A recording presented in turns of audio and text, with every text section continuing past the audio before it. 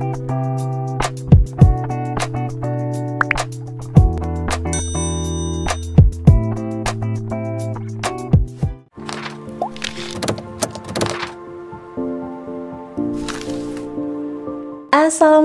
warahmatullahi wabarakatuh. Salam sejahtera buat kita semua. Halo teman-teman, bagaimana kabar kalian? Aku harap kalian selalu sehat dan selalu semangat dalam mencapai cita-cita. Welcome to my YouTube channel bersama dengan aku Hikmah. Sharing is caring.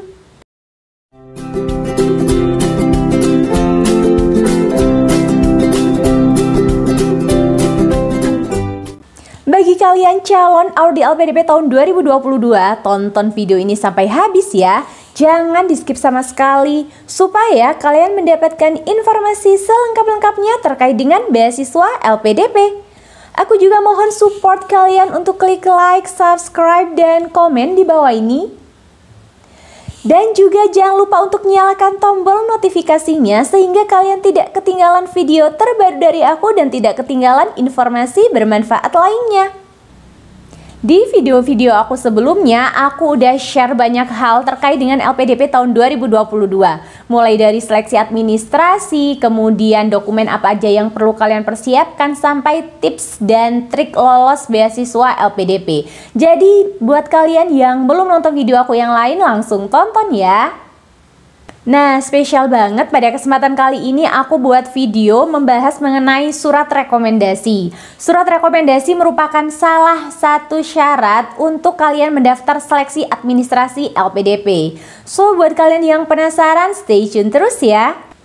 Oke, langsung aja kita bahas mengenai surat rekomendasi. Let's jump the next video. Pertanyaan yang sering muncul mengenai surat rekomendasi adalah banyak banget yang tanya, Kak, apakah kita harus meminta surat rekomendasi dari dosen yang punya jabatan atau dari orang-orang yang besar? Nah, aku kasih tahu ke kalian di sini ada tips bagaimana kalian meminta surat rekomendasi sesuai dengan ketentuan LPDP. Di sini aku bakal bagi tips ke kalian. Seharusnya kalian itu minta surat rekomendasi ke siapa sih? Oke, sekarang aku akan bagi kalian ke dalam dua kategori, yaitu bagi kalian yang fresh graduate dan bagi kalian yang sudah bekerja. Nah, kenapa sih Kak harus dibagi menjadi dua kategori? Karena dari kalian banyak banget yang tanya ke aku mengenai hal tersebut ya. Karena memang kalian kan ada yang masih fresh graduate dan juga ada yang sudah bekerja. Jadi beda ya nantinya kalian minta surat rekomendasi ke siapa. Sebenarnya bebas aja sih, yang terpenting adalah satu, orang yang memberikan surat rekomendasi ke kalian itu adalah orang yang benar-benar mengenal kalian. Jika orang yang sudah mengenal kalian ini yakin kalau kalian bisa melanjutkan studi dengan beberapa pertimbangan tertentu, pastinya beliau yang akan memberikan surat rekomendasi ke kalian itu benar-benar yakin dalam mengisi deskripsi kalian, keunggulan kalian, sehingga makin banyak pertimbangan beliau untuk memberikan surat rekomendasi. Nah, tadi kan aku udah sebutkan di awal kalau aku membagi menjadi dua kategori, yaitu fresh graduate dan juga yang sudah bekerja. Oke, yang akan kita bahas pertama adalah yang fresh graduate. Jadi, bagi kalian yang masih fresh graduate, kalian bisa meminta surat rekomendasi dari akademisi atau dari dosen. Pastikan kalian meminta surat rekomendasi dari dosen yang sudah mengenal kalian. Kalau pengalaman pribadi aku dulu meminta surat rekomendasi dari dosen pembimbing skripsi.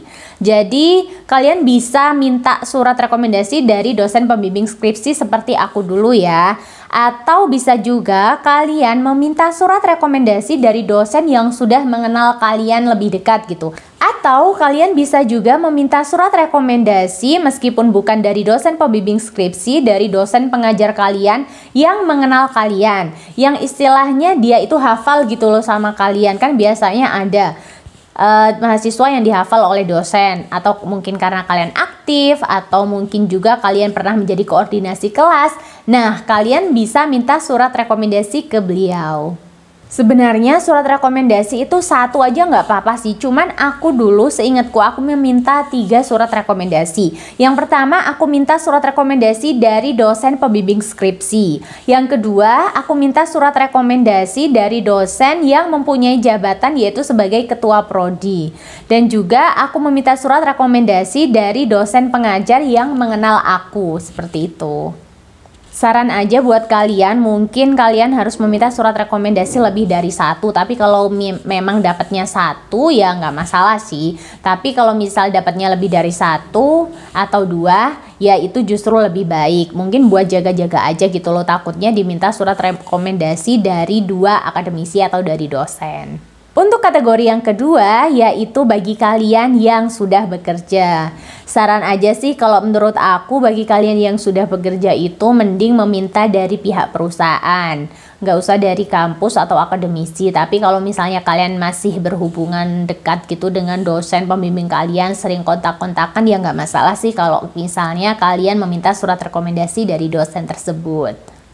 Kalau menurut aku pribadi, lebih baik kalian yang sudah bekerja itu meminta surat rekomendasi dari atasan kalian atau dari kepala di divisi kalian bekerja. Karena apa? Karena di dalam surat rekomendasi itu seperti halnya kalian juga meminta izin dari pihak perusahaan untuk kalian melanjutkan studi dengan menggunakan beasiswa LPDP. Pertanyaan selanjutnya yang sering muncul yaitu, Kak, apakah kita harus menggunakan kop surat di surat rekomendasi? Jadi sebenarnya surat rekomendasi LPDP itu sudah ada format bakunya ya, yang ada di buklet LPDP. Nantinya di surat rekomendasi itu sebenarnya nggak ada ketentuan untuk kalian naruh kop surat di atas tersebut. Baik untuk yang masih fresh graduate atau yang sudah bekerja, tidak perlu kop surat. Nah, di video selanjutnya aku bakal kasih tahu ke kalian bagaimana sih cara mengisi surat rekomendasi yang benar.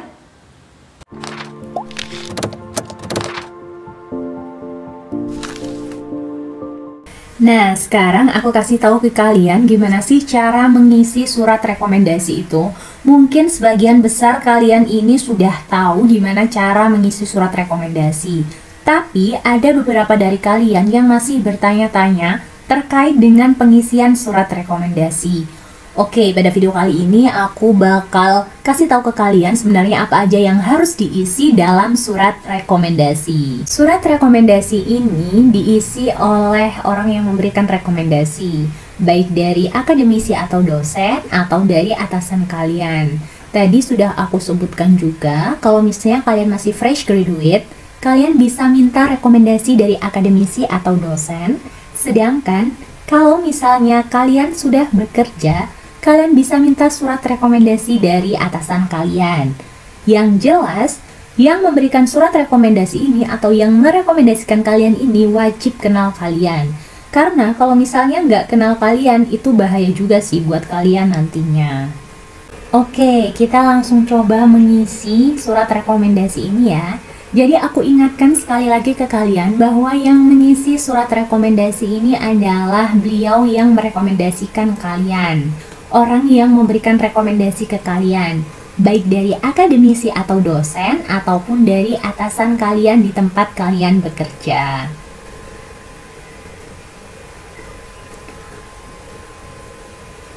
Jadi, di bagian yang bertanda tangan di bawah ini, mulai dari nama, NIP, kemudian pangkat atau golongan, jabatan, instansi, alamat lembaga, nomor telepon atau handphone, dan email, ini diisi.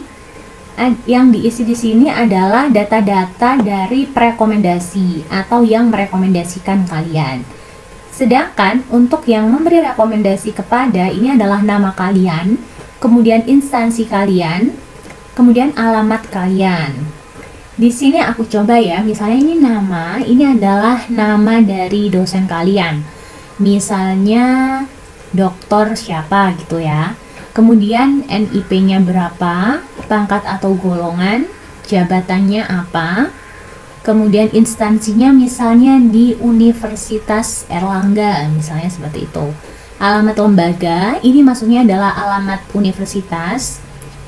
kemudian nomor telepon dan email. Email ini penting juga sih, karena bisa aja dari pihak LPDP itu mengkonfirmasi ke yang memberi rekomendasi melalui email.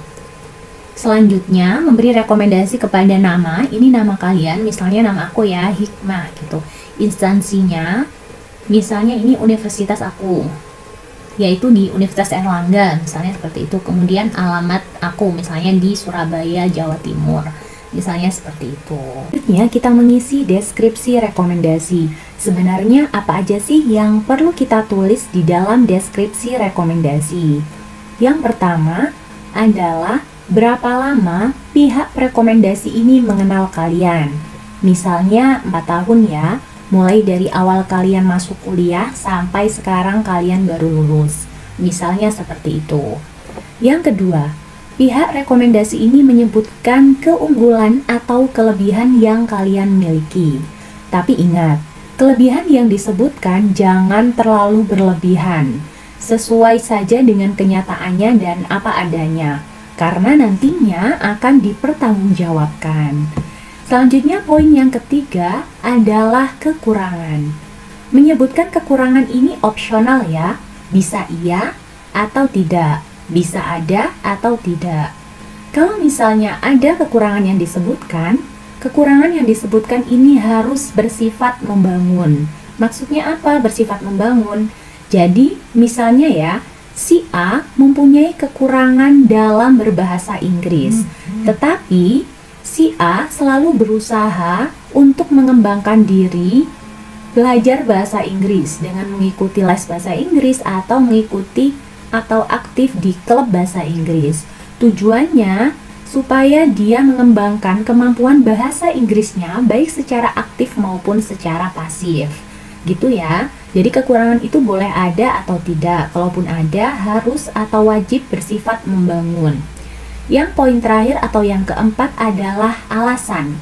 Pihak rekomendasi harus memberikan alasan ke kalian kenapa pihak rekomendasi ini merekomendasikan kalian untuk mendapatkan beasiswa LPDP untuk melanjutkan studi S2 atau S3. Ada beberapa alasan yang harus disebutkan, yang mana alasan ini harus kuat dan alasan ini akan memperlihatkan bahwa kalian layak menjadi penerima beasiswa LPDP. Selanjutnya, di sini ada tempat, tanggal, bulan, dan tahun. Ini diisi juga ya, misalnya Surabaya, tanggalnya berapa, bulannya apa, dan tahun berapa. Dan ini ada tanda tangan rekomendasi serta nama lengkap. Udah gitu aja deh untuk surat rekomendasi. Di video aku selanjutnya, aku bakal bahas dokumen-dokumen yang lain ya. So stay tune terus di channel YouTube aku. Bagi kalian yang masih mempunyai pertanyaan terkait dengan LPDP, kalian bisa DM aku di Instagram pribadi aku.